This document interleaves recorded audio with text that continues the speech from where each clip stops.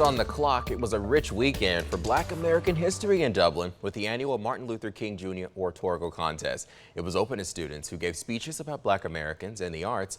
This morning, Celine Arif explains the significance behind the location and the name of the contest.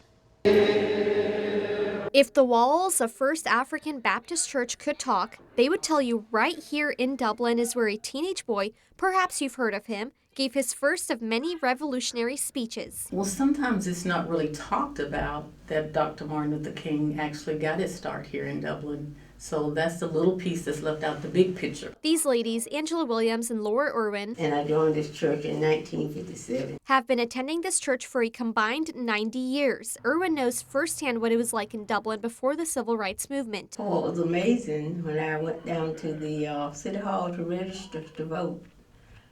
I had to read 2 paragraphs of the Constitution. Today, African Americans no longer have to prove that they can read before they're allowed to vote.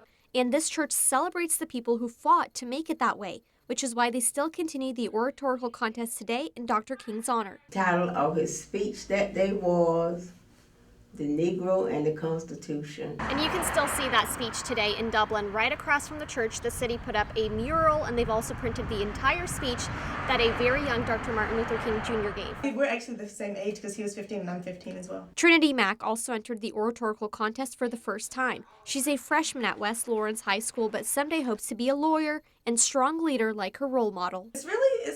I don't know, it's just like really crazy that I'm doing the same thing he did, and he just made such a difference in the world, and I'd like to do the same thing. And when the contest began, one by one, students ranging from 7th grade to 12th began sharing their speeches and their dreams for the future of African Americans. Mac Celebrated African American culture. Shared what she learned from the Harlem Renaissance and what she's going to carry forward with her from one man that paved the way for everyone else. All the things that were thrown at him, and all the adversity, and he just went through that so diligently. And because she also practiced her speech so diligently, she went home as a second-place winner for her age group.